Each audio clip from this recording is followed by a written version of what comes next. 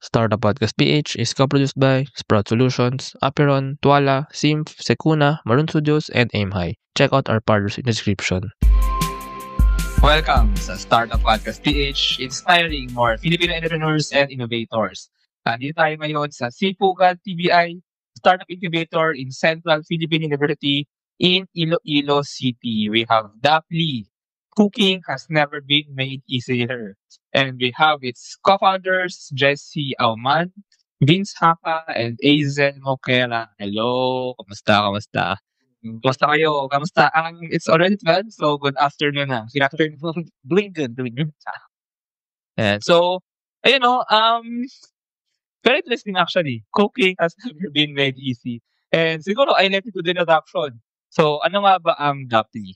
Okay, so the name of the app is Dapli. Because in Karaya, when you say Dapli, that's Bayan or Ulam. Sudan, Ulam. Mm.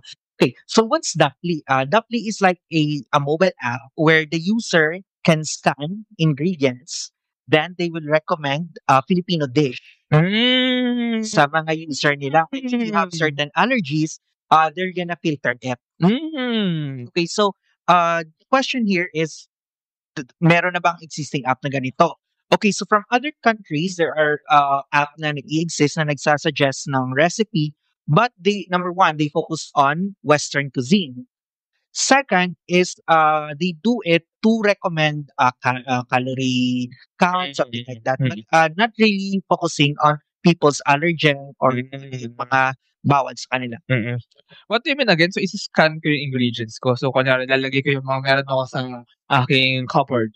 Lagay ko dyan, kamatis, karne, picturean ko. Ganun ba? Paano siya nagawa? I-scan mo, Scan? then after you scan, they What, will what recommend, do you mean by scan? you scan it by your phone po. So, as in, parang camera, di ba? Camera. So, makikita ni app kung ano yung mga yun, kamatis, karne, Oo. and then, that content, that information, ipa-process niya, and then sasabihin niya, let's say, meron kang patatas, meron kang toyo, meron kang saba, sabi ko na tsaka chicken. So, chicken adobo, parang ganun. They will recommend a Filipino dish. And like I mentioned earlier, na if meron ka certain allergy sa isang, let's say, sa ganitong recipe, meron kang allergy, we will do substitution or hindi namin i-recommend yung ganitong recipe sa'yo. Alam ko na, for example, For example, meron akong walaan nyo kung ano to meron tuwalya. Beef. Meron akong sitaw, meron akong pechay, meron akong, ang tawag dito, talong. And then, ayun, kare-kare, di ba? Pero, allergic ako pala, kunyari sa peanut. So, ano mangyayari? It's better to not the app will not suggest actually a Kare-kare. recipe a recipe that will trigger your allergy. So bibigyan ka niya ng suggestions ng other alternatives where you can other recipes that you can cook from the ingredients you have. So, for example, meron nga akong beef, meron akong talong, meron akong sitaw, meron akong pechay. Pero allergic ako sa peanut. So, maybe ang sasabihin ni app, ni Dapli, ay papaluto na sa akin kaya adobo kasi or maybe chop suey na lang or na may beef, ganun. So, ganun yung mangyayari. Parang ganun. I-recommend niya yung best recipe na given those items and given my personality, given my allergies. And I think dito pwede ako makadiscover ng mga secret recipes, right? Yung lalo na yung mga super local, mga super traditional na mga recipe na hindi ko alam, pero alam ni app, and pag nakita yung mga ingredients ko, may ganun pala akong recipe, right? Tama ba yun? It's because we are adding a feature din po na we're allowing other users to upload their own recipes so that localize and then Okay. Ang nakita ko sa una when you said that, parang kunwari yun nga, ingredients ko, lalabas yung maybe super 1545 traditional recipe. Lalabas yung story niya na na-discover to ni 1545 and may panahon yung mga Castilla or something like that. May parang may backstory. Pero actually, pwede, tama rin yun na yung mga ibang users na gusto magluto, they can upload their recipes. And pwede rin yun, I guess, baka lang, I'm guessing, pwede yun i-rate ng mga nakaluto na nun. So pag more rating, higher rating, mas lalabas yun na recommendation. Tama ba yun? Kasi in the Philippine context, may iba't ibang varieties talaga ng pagluluto.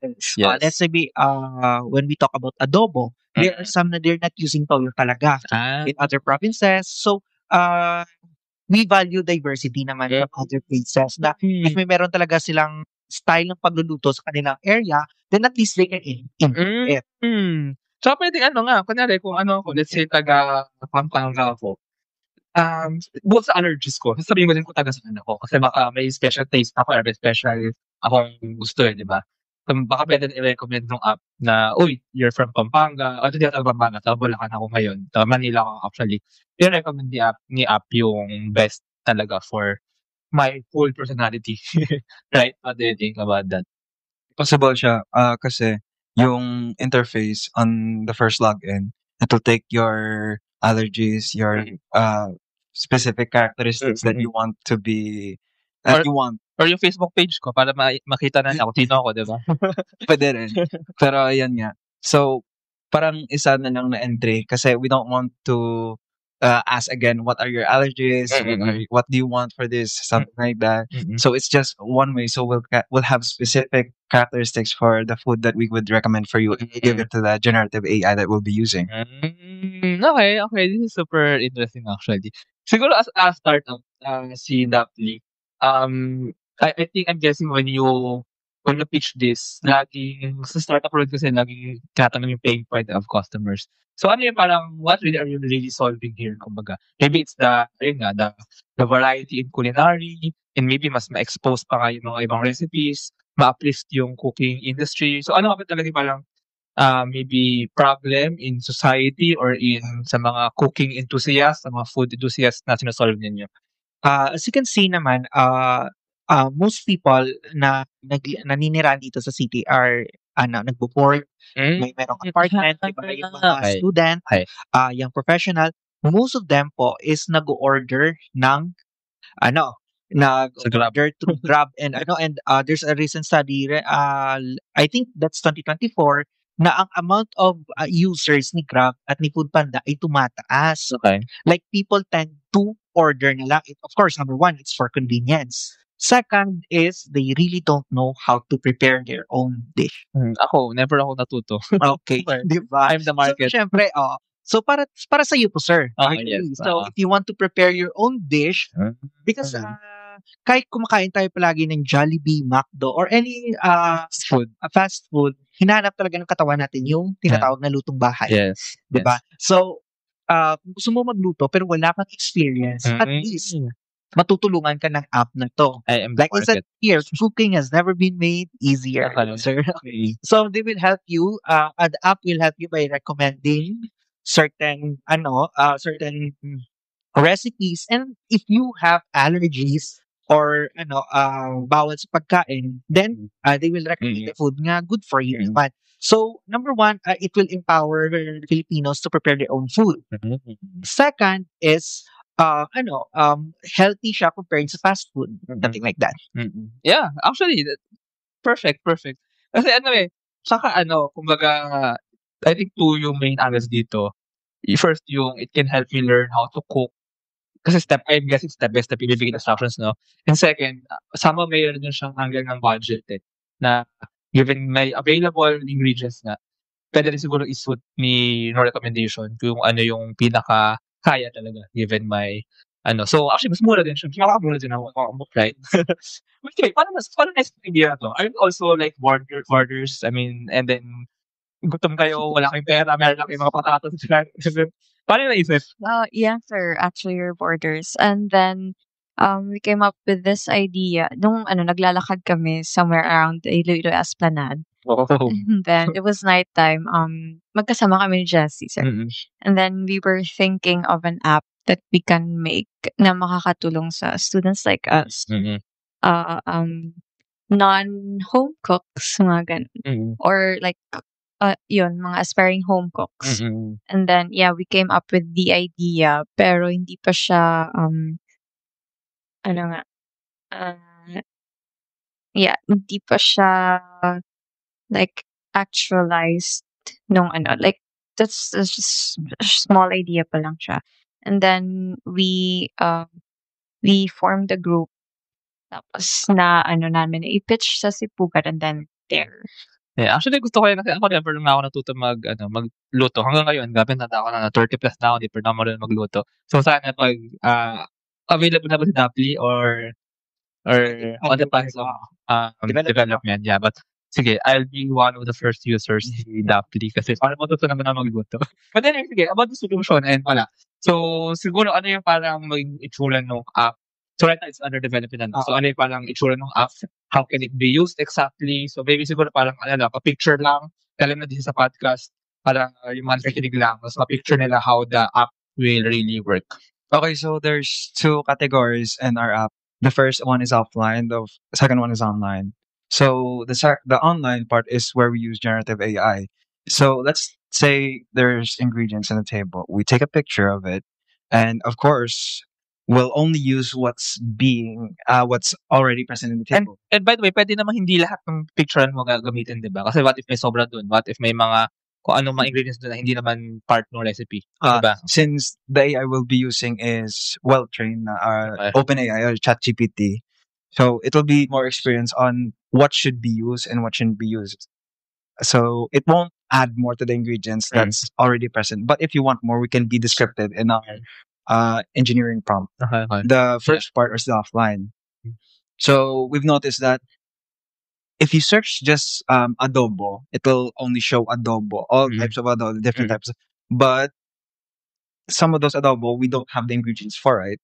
So we made the idea of listing just the ingredients that's available in our table, and it will show only food that has those specific ingredients. So let's say you're making adobo and you only have 6 ingredients. You list those 6 ingredients, and it will only show food that has those 6 ingredients for. So it will be easier for you to cook and prepare. And by the way, I'm guessing ano rin yun, no? Parang once I picture and once I give nga yung prompts, may choices. May choices na parang hindi na possible. And parang naka-rank din ba yung mga choices na yun? Yes, based on likes. We're thinking of an algorithm that's based on likes for the viewers. We can also leave comments, something. Baka pwede rin based on ease of cooking. Ano yung pinakamadali na lutuin sa mga, di ba? Based on how much ingredients and what's easiest to cook, what's more complicated. Kasi ako yun ang gusto ko eh. I mean, the ratings may matter, pero lalo sa mga talagang hindi mo rin magluto, I think I'll also look at ano ba yung pinakamadaling i-prepare. And, or maybe in time nga even of preparing. But anyway, sige, go ahead. So, yeah, ano nang mangyayari? So, after implementing those two, we can have a more in-depth in food culture. So, right now, we're only implementing foods that's well-known, adobo, sinigang, ganyan. But later on, if our application and the business of this will be successful, we're thinking of going through other regions, knowing what their cooking style is like, that uncommon culture food within the Philippines that are rare or are starting to be extinct in the culture of Philippine foods. Because we really are in the culture of Western now when it comes to food na.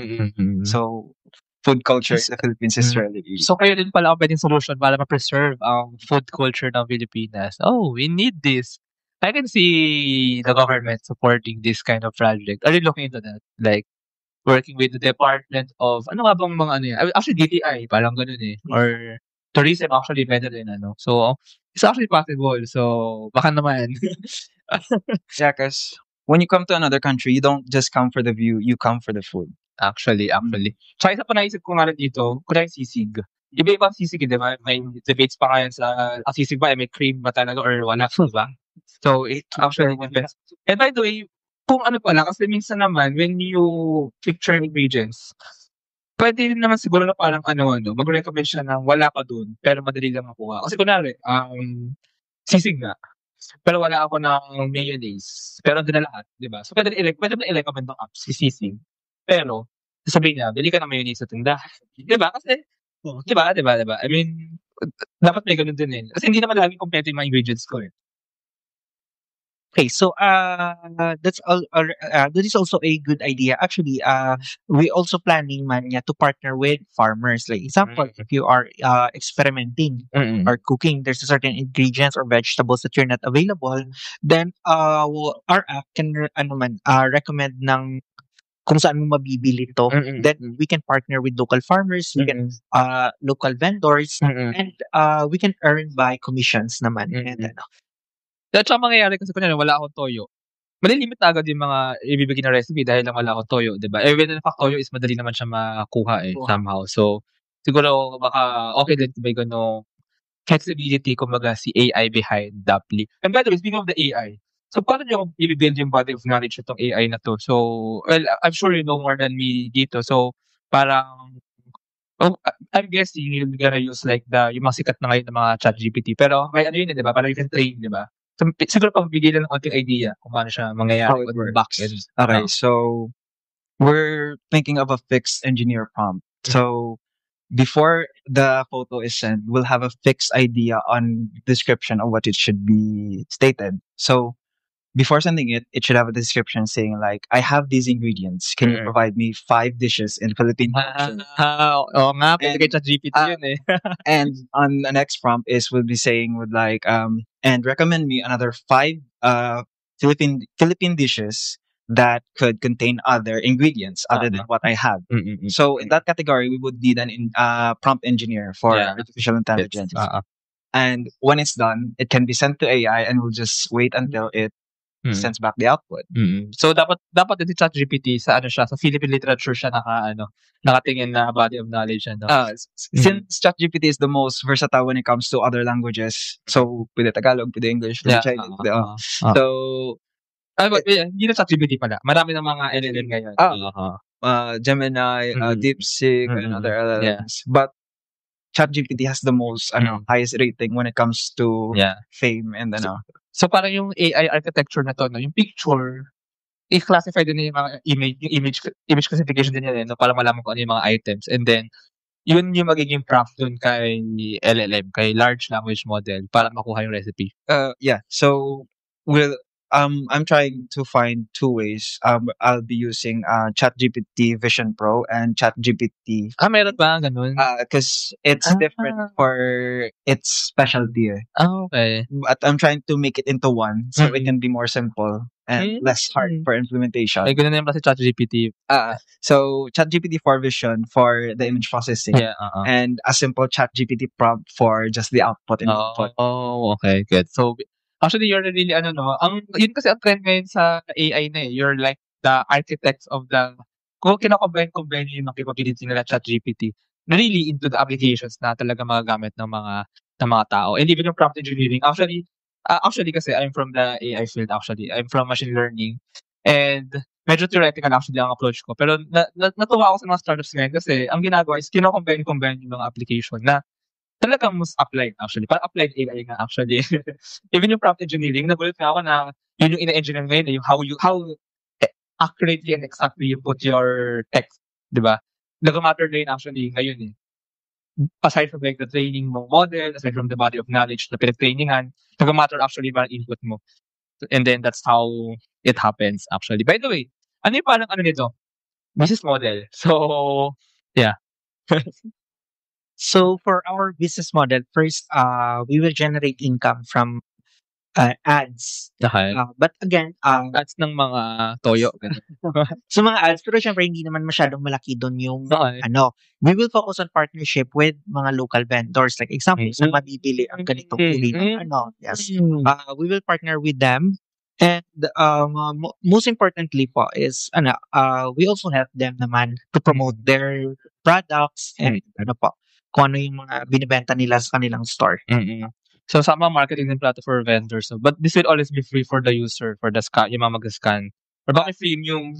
Premium na actually po for that for free users then they can use they can use it for free, but if they want recommendation po, unlimited yung recommendations. Okay, gets. If you avail of the premium, mas madami kang Baka pwede nung sa premium na available yung mga traditional recipes na talaga. Din. Walang ads din. Pag free ka, basic lang ng mga recipe. I'll still use the free kasi natututo pa lang ako to. Pag talagang enthusiast na ako, pag culinary dreamer na ako, I'll get the premium. Di ba? Parang ganun mangyayari. Ayun.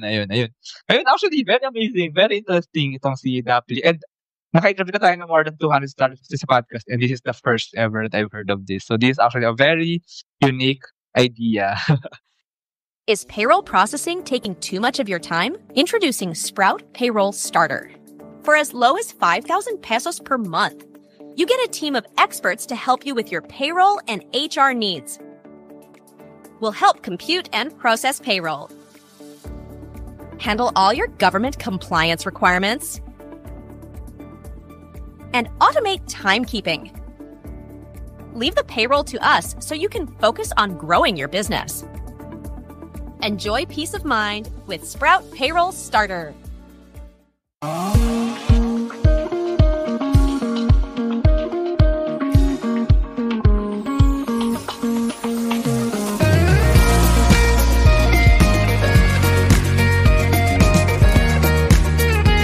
Trust the digital future with Twala. Secure and tamper-proof digital signature. Electronic notarization service. And custom AI agents for intelligent document workflows. Visit twala.io to learn more. In today's digital world, your organization needs more than just technology. It needs a strategic partner. At Symph, we build web and mobile apps that drive innovation for startups, enterprises, and organizations worldwide. Visit symph.co today. Protect your assets from bugs before bad hackers exploit them. And launch your products seamlessly with Secuna, your trusted partner in cybersecurity. Receive reports in real time and work with security experts to find bugs in your products before others do. Let's make your security our priority. About the stories naman tayo. So, paano nabuo ang grupo? Actually, nakwento na kanina, no? Kung paano naisip yung idea. Pero siguro, paano siya naisipan talagang gawing startup? Idea pa namin eh. Paano talaga naisip ko gawing startup? Ano kayo nagpunta? Dito ay si Pugas TBI. So maybe, paano mo na kayo nagka-pinakina by the way? Actually, we're classmates, computer science student.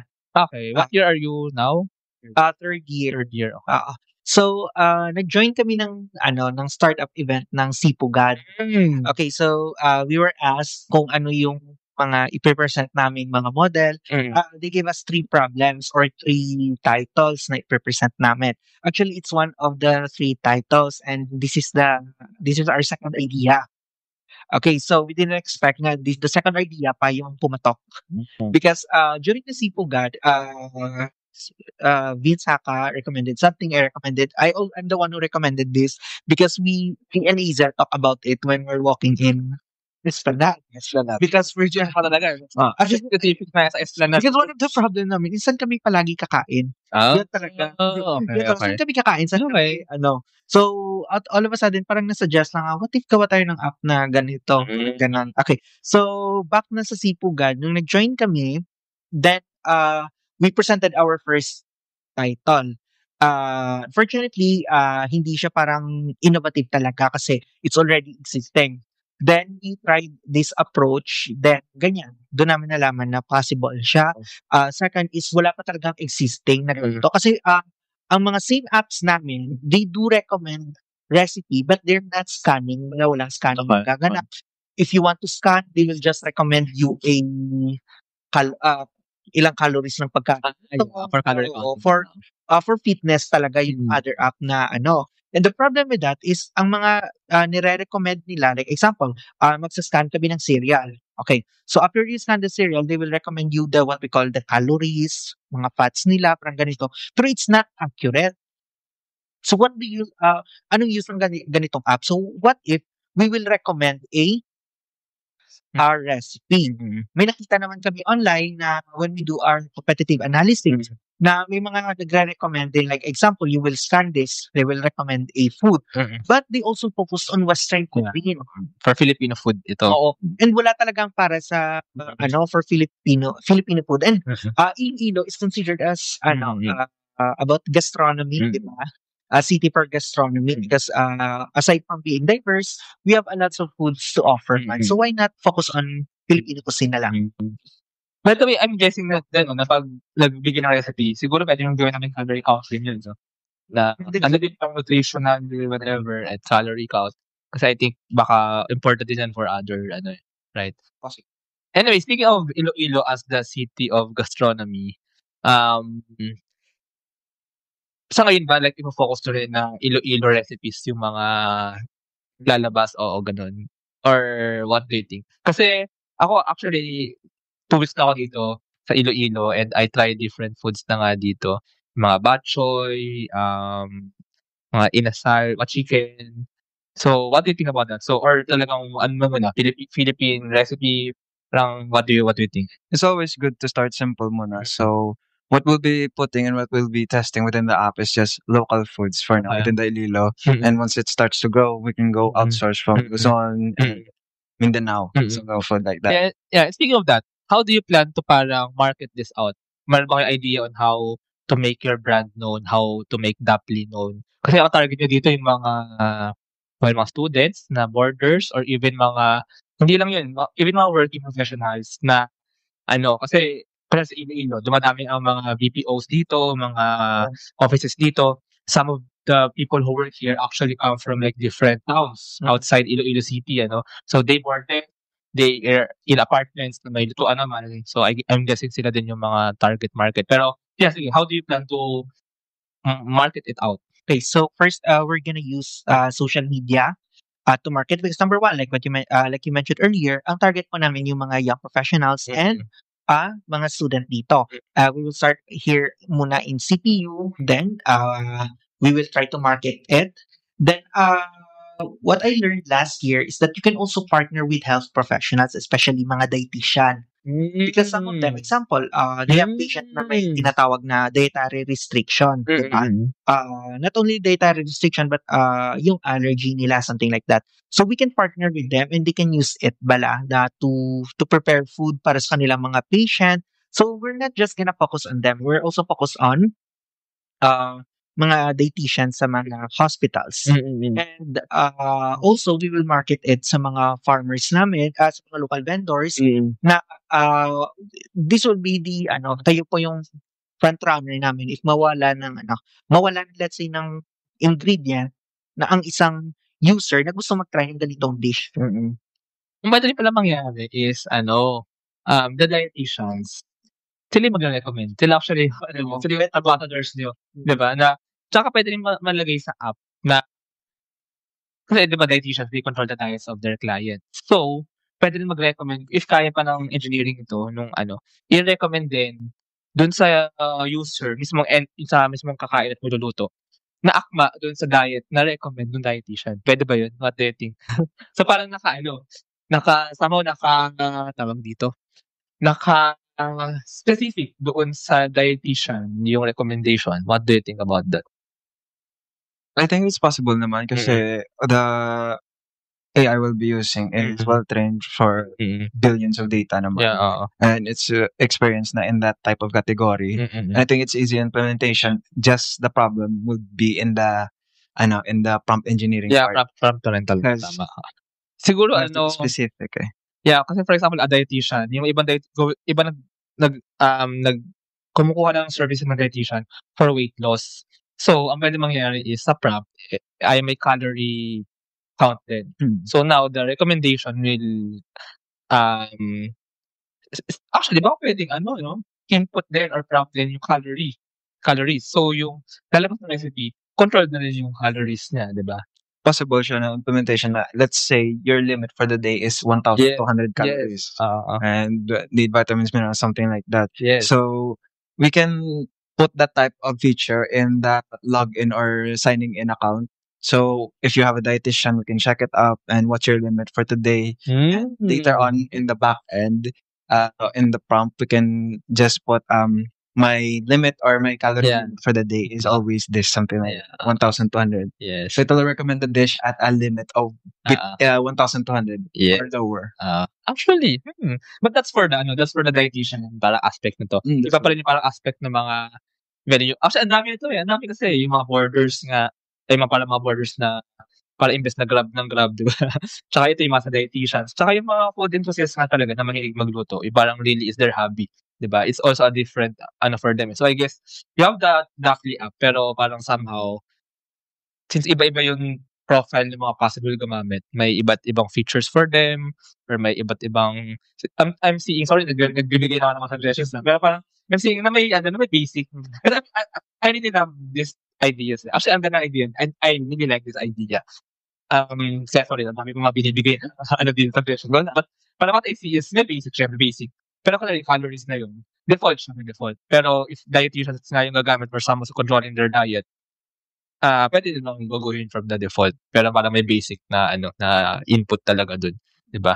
Ayun. By the way, yung nito, yung parang product development. So talaga you're really doing this from scratch, even the apps as in build siya from scratch, right? And it's gonna be a mobile app. Yes. Na magiging out sana sometime later. Sure. Yeah. Ayun. So, vision for Dapli. So, how do you see Dapli growing? Maybe in the next 5 years? So, ano nga ba ang inyong plans pa talaga for Dapli? Well, as a startup, of course, we're envisioning the app to grow like nationally, the Philippines, and hopefully we can reach other countries too. Like when they visit the Philippines, our app is gonna be the number one recommendation for them. So pwede ka talaga partner with DOT, no?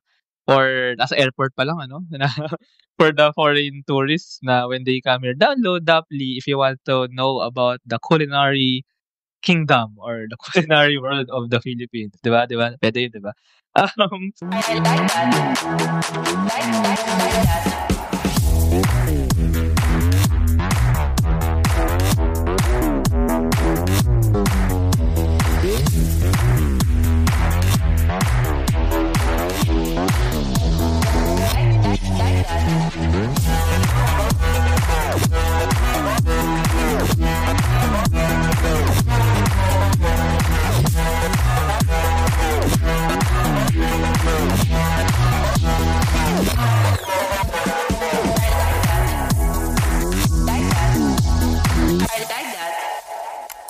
Introducing Aim High. Smarter construction management starts here.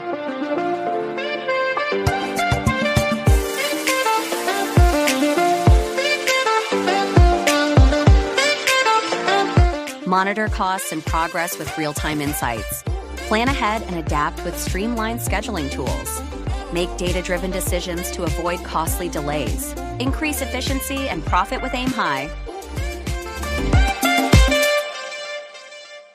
So, ano yung parang magiging roadmap nyo dito? Kasi now, we're still students and I'm guessing, of course, busy pa rin naman kayo sa inyong academics. So, ano yung parang, how do you see? Kasi baka may investor, this is a very unique idea.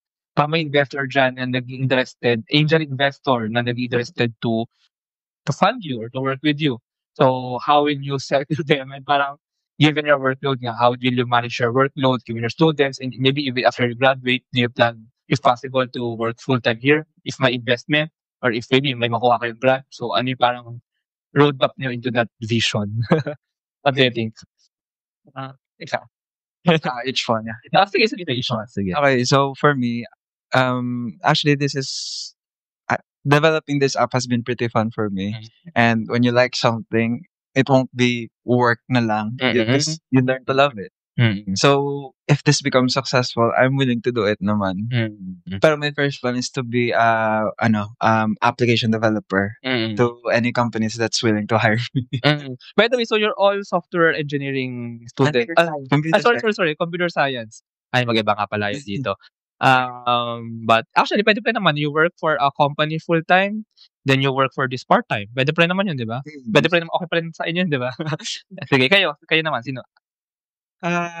For me lang, if we get lucky and we have investors, then aside from pushing this app, it could be create another avenue for us to create another problems that we can solve. Okay. Diba? Then it could be a starting point to create a company, a tech company that can assist everyone. Okay. What food pa rin ba or pwedeng iba na? We'll try other, Hmm. ano naman pa. Okay. Actually, as a student, this app is really good for our portfolios. So Okay. yeah, can use this as a starting point to build our portfolios, and then from then, if this becomes successful, maybe like we'll get a team that can focus on this since hindi namin to pwedeng Okay. pabayaan. Okay. It's our baby. May share ako na actually may gusto akong i-advocate na startup perspective eh. Actually hindi pa ito alam ata ng mga ibang Filipino pero sikat na siya sa buong mundo in the startup world. Merong startup founder na never siya kumuha ng investor but he is earning like hundreds of thousands of dollars per month. He is called I'm sorry, correct me if I'm wrong, ako mali yung 6 digits na yun na dollars per month. Pero di ba malaki, di ba millions of pesos yun per month. His name is Peter Leves. Sikat na siya sa, baka kilala nyo, sikat na siya sa world of tech startups and parang ano siya basically, developer, programmer. So ang ginawa niya, one startup per month actually. Nag-develop siya ng app, one startup per month. After that month, put it out in the market, validate it. If it works, he continues it. If not, scrap. Then ganun lang siya every month. So may mga nag-work. Ang dami na portfolio na like parang 30 startups. And yung mga ibang isa doon, may simple business model. Like this can be a subscription style. They can the premium users can subscribe and you will earn. So parang very, very minimal yung business model. Wala kang work but the money will come in kasi nagawa nila yung app, diba? So ginagawa nila, one per month. Parang may portfolio na. I'm not sure if hundreds lang or about 30 plus na yung mga marami na namatay syempre ng mga startups pero ang dami pa ng mga kumikita para sa kanya. And he's now parang on AI nga, the use of AI actually in the various techs. So actually, kaya ako ina-advocate yung ganung startup mindset kasi you don't need investors, you don't need huge money, you just need tech, you just need the capability to develop and the idea and think of a model that's easy to work but cheap for the founders. And that can actually make you rich. Actually, ako rin personally, yung pangarap ko dream founder talaga. Never siya kung investor, as in. Siya lang talaga mag-isa. He has many apps na nag-work on their own and then can bring him money. So, actually, ginaganda kasi kanina yung once this works and this becomes like a portfolio app, you will want to build others. So, take a look at that, take a look at that perspective. And yun, si Peter Leves, para sa mga nakikinig, yeah. Kasi uso ngayon sa mga startups, parang fundraise, capital, investors. Pero there's actually another way. And to really leverage tech and programming and build apps that work and make you money in a smart manner. But ayun, let's end this episode with thank you so much sa inyo. If our listeners pa na want to know more about you, baka meron mga stakeholders or entities want to partner up with you. So how can they know more? Maybe you can lead them to the social media or if your website na. So feel free to invite our audience to connect with you. Sorry. So since we're still starting pa and we have a lot to do pa, you can check the page of Sipugat TBI and send them a message if you have any more questions about Dapli. And again, cooking has never been made easier. Cooking has never been made easier. And I'll put yung details ni Sipugat TBI below if you want to connect with them. So, thank you so much for this conversation. Thank you so much. Thank you, sir. Salamat sa mga nakinig. Thank you very much to our 57 patrons. This episode is super powered by AskXPH Academy, our official e-learning partner. Get certifications on Lean Six Sigma, project management, data science, and more. Founders Launchpad, our ecosystem partner. Early stage accelerator providing venture capital funding, operational support, and mentorship. Gumdrop Lab, creating scalable apps to transform your ideas into digital experiences. Cloud CFO, tech-forward cloud-based accounting service provider for businesses. Cloverly Tech, all-in-one digital platform for property developers. Body BTs, accessible and personalized diabetes self-management application. HKB Digital Services, tech-based business tools including payroll, ticketing, and loyalty rewards. Hyperstocks, digital banking enabler for rural and thrift banks. One CFO, CFO services, bookkeeping and tax, and payroll processing for startups and small businesses. Unawa, driving digital transformation with secure, legally enforceable electronic signatures and robust AML compliance. SchoolTech, all-in-one AI-integrated school and learning management system. Better Support, a Manila-based BPO company. They are offering a referral program for anyone who can bring in new clients. Let us know if you know any Western-based business that might have a need. Britana, cloud-based enterprise-grade ERP solution that fits a small and medium business budget. Wonder Brand, data science-driven brand strategy and design company for emerging markets. Fail Coach, business training, coaching, and consulting for startups and SMEs who are scaling or finding product market fit. Drive Manila, Philippines' largest peer-to-peer car rental community. East Point Business Outsourcing Services, one-stop shop for streamlined business solutions for MSMEs such as business registration, bookkeeping, and more. Doon, Philippines' first fully insured peer-to-peer car sharing marketplace. Hire Business Solutions, provider of the most configurable cloud-based payroll system in the Philippines. DVCo Technologies Incorporated, IT solutions specializing in software development, blockchain smart contracts, digital wallets, and cybersecurity. Mata Technologies, Philippines' premier provider of virtual tours and maps for LGUs, real estate, tourism, and private businesses. Looking for buy and sell online with Sigurado sellers. NutriCoach, personalized nutrition and weight loss programs for you. This episode is powered by Pareto Consulting, Jure.ph, Big Giant Games, Pahatid PH, Wishless PH, Tech Tribe, Yay, Uplift Code Camp, Board Prep, Dohe Philippines, Edfolio, Hive Rooms, Kazam, Code Sham, Sirius MD. Support the podcast through the link in the description.